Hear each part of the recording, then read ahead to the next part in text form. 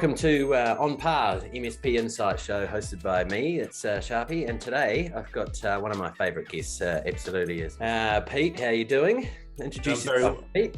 I'm very well. I'm assuming you tell literally everyone it's your favourite person on there, and I wouldn't expect anything less. So, Pete, tell us about your role currently. You're with Access4, and what are you doing with it? So, Access4 is a Australian UCaaS vendor, so Unified Communications as a Service. And I've been with them for just on 12 months, and I'm their director of sales and marketing. Brilliant.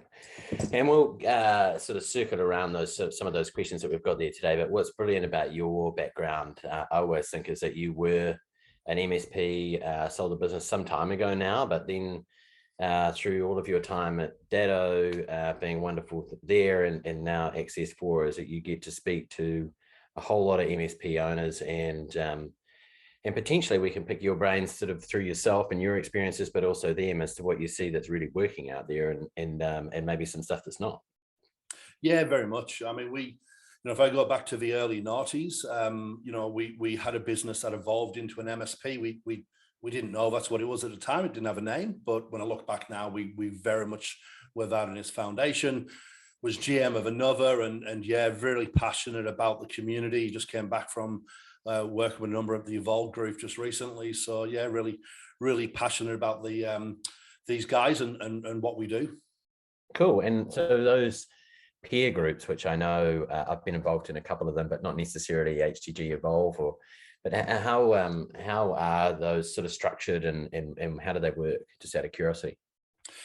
Yeah, look, the best ones are super honest and really vigorous, and Evolve is very much that. So, it's funny, one of your questions here is about, what would you do if you could go back in time?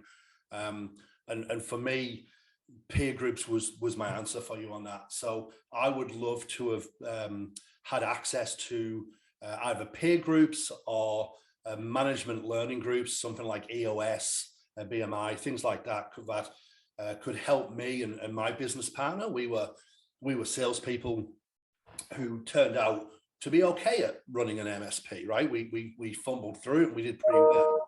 There was a fair bit of luck rather than management in that. So, a really well-run peer group like Evolve is you coming together with people of similar size and ilk, keeping each other honest around your numbers and your experience and what you said you'd do at the previous group, but also getting these great little jump starts around technology and experience where you can learn from other people's failings and said, oh, I'm thinking about doing this, and that group being able to say, oh, look, I tried that, it went terrible, or watch out for these pitfalls. So I think when they're run well, they'll hold you to account. It'll keep your ego in check, but they'll also give you experience from the group rather than just what you have to learn as an individual. Yeah, I had the luxury of being a peer group facilitator at a couple of the Datto cons and also in a couple of other conferences. And initially, it was quite interesting. The first one, so I had to learn very quickly to not actually put my opinion across as a facilitator, which is very, very, very tricky for me. But yeah, as soon as I got through that little hurdle or whatever, it was really interesting to see some of the true honest sharing of information between people, and that's when you brought peer groups up, that's one of the things that I would highly recommend that people, go and seek out, whether it's in industry or out of industry. I mean, I'm still part of a group of 4 non-related businesses that actually just get together once a quarter. There's usually some treats and things involved, but something to wet the whistle, no doubt. But there's a lot of sharing of information around hiring process, firing process, restructuring process if needed. Then how did you do this over here, or what's the technology that can really help us with this process, all those different types of things, and really just talking about business rather than the nuances of solving a particular ticket or something like that. So yeah, I very much agree. I've jumped industries quite a lot in my career, and what I've noticed is every industry thinks it's unique, but it's it's not really. Every business has similar problems to solve. So I think there's regardless if it's an industry one or just a entrepreneurial style, similar size, you're probably going to have the same challenges, particularly as you said there, around hiring and automation, which is, you know, obviously something that's close to both of our hearts. Yeah. And so definitely finding people that are in the same similar age and stage as well, like what level of maturity will help. Or if you really manage to wing it perfectly, you'd get someone that's probably a year further down the track in maturity stakes than you, so you can just let them cut off some of the corners that you might want to get to. So over the course of the last 2 years, clearly everything's been upside down and sideways with all of us working from home and the pandemic and all that sort of stuff. But we're not going to dwell on that because it's boring as batshit. But what are some of the wins that you've seen out there in the technology world, or even with MSPs that you're dealing with that are really sort of taken to your top of mind? By the way, great time to be in a UCaaS vendor. Yeah, you know, it was, it's funny, right? When I had an absolutely brilliant run at Datto, and I love Datto very much. I will always bleed blue with those guys. But when it was time for me to move on, the two things that I was looking at was either security or UCaaS, right? They're the two things that I think as an MSP, you should be talking to your customers about. No customer is going to say to you, oh, good, you sell UCaaS, finally, right? They're not going to say that, but the problems they have, unified communication solve. And I think that's what I saw out of these last couple of years was, you know, first off, the ability for MSPs to quickly pivot and solve problems around, you know, remote working was absolutely incredible. The voice component of it was the weakest component, and it still is now. So if you look at solutions that were put up, you know, MSPs were very strong around security and not allowing partners or end customers to maybe cut some corners on security. Voice, though, it was like, look, we'll put it through to my mobile and it'll be okay because we'll be back in the office in a couple of months. So, you know, 2 and a bit years later, that's not happened, but more importantly, it's not going to fully happen, right? We've seen some benefits come out of COVID around hybrid working and around this ability to hire the best person for a job, regardless of their location, and then giving them the tools to make sure that they've got the same, you know, democracy in communication. That if they're in an office or they're on the other side of the world, they can collaborate, they can be held account, they can have the same, they can give the same customer experience no matter where they are. And that's something that's really excited me.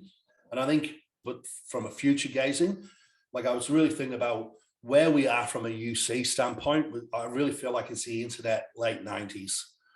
You know, we're starting to see some benefits in it. We're starting to do some cool things. But I think if you look back in 20 years and, you know, we talk about, you know, things like metaverse and the likes, which, you know, Facebook don't, from my end, from a business standpoint, doesn't give it a good slant. Yeah. I think the possibilities around virtual meetings to what they'll be in 5, 10, 15 years, and our engagement with each other in a Jedi Council style setup where some people are physically there and other people are coming in for augmented reality. I think that's really exciting, and I've got to be excited about tech to sell it. Yeah. And I'm really excited about that side of it. So the UC very much is something I've seen really come to its fore in our current setup. But also I think automation and MSPs learning to do more with less and being agile was really impressive. So finding these new tools that you know, due to staffing availability or poor hire or limited hiring, as we're all seeing, is finding more efficient tools and making us be more efficient in what we do day to day. I was going to just jump on that because there's been quite a lot, and not necessarily in the last 18 months, we've all been a little bit preoccupied, but there's been quite a lot of tool bloat in the MSP, hasn't there? It's something we're all quite aware of. You know, there's and I realize that both you and I are sitting here talking to each other and we're representing another series of tools, so that's not unnoticed. But that's one side, is that you know, there's a tool for this and tool for that. There's another one over here. Oh, what are you using for that one? There's a lot like ours that is more in a business automation workflow optimization, right? And this, I think the main thing that I'm sort of seeing with all of the people that I'm talking to is around having them highly integrated. So you can actually get a workflow that goes somewhat from the beginning to pretty much somewhat at the end. and you're not having a whole lot of manual processes where you're jumping out of one solution and into another. I think that's the key, right? Is around that, those core blocks that they use, and that's what I've really found really interesting, is this evolution of these ancillary automation tools and enhancement tools to PSA and RMM. And it's came out of, look at the same contract, right? You had a problem you had to solve. That was part of that flow of that PSA. And then you've built that solution and went, you know what, this will probably solve everyone else's problem, because, everyone else's problems are very similar to mine. And that's where I think that PSA and RMM tool, looking at making sure they integrate. So as you said, you're not flicking out of sign-on screens. You've got that one portal, or that single pane of glass, and then they integrate into that, solves that tool bloat, right? Is stick to that center one, and then use those tools that work with it.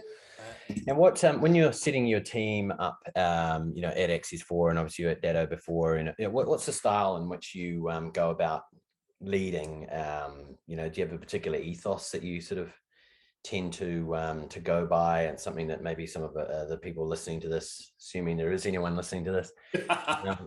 Well, my mum will, so there's at least my mum's on. Hi, mum. So shout out to her. Exactly. Yeah. Hi, Ingrid. So at least if it's a management ethos that maybe someone's listening to might be able to sort of emulate, or at least go, I like bits of that. How do you go about setting the teams up, and what's your leadership style? So I'm always interested in this. I think I know what my leadership style is, but the litmus test is to ask other people, right, what my leadership style is. But I would like to think that I led through peer. Like I like a level peer accountability leadership. So we're all in together, we're all working, and we hold each other account. And I really, for me, that's really important. I like to build that an enabled team that can go out there, and I like to lead from the front. So I'm passionate about helping solving problems, and if I look at probably my weaknesses, is I'll get a little bit too tactical rather than strategic, and I'm going to pull myself back a bit, particularly as teams get bigger. I really do like to get in and be involved on the front line and show my team members that I'm willing to muck that in. And that comes from when I owned the bar and the nightclub, is being on the door and supporting your door staff to make sure the type of people who come into the venue is right. Picking up a mop and cleaning up the disabled toilets when it looks like someone's exploded in there. Like they're things around leadership, which I think you get buy-in, particularly would be the bar, or be it IT right now. There's a lot of millennials, right? It's a younger working environment, and an authenticity around being in with them and being willing to muck in and be to work, and also my stupidity and level of immaturity, I think, really works down to show and really get down to a very immature level.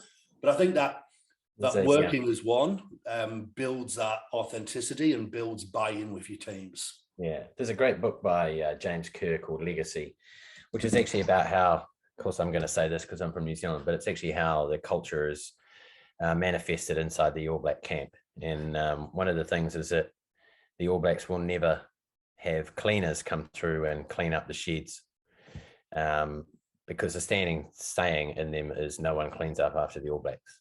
So there's always 4 people that are nominated every time they go to a shed, that there'll be 4 brooms and they clean it up. It's their responsibility to leave it exactly as good as when they got it.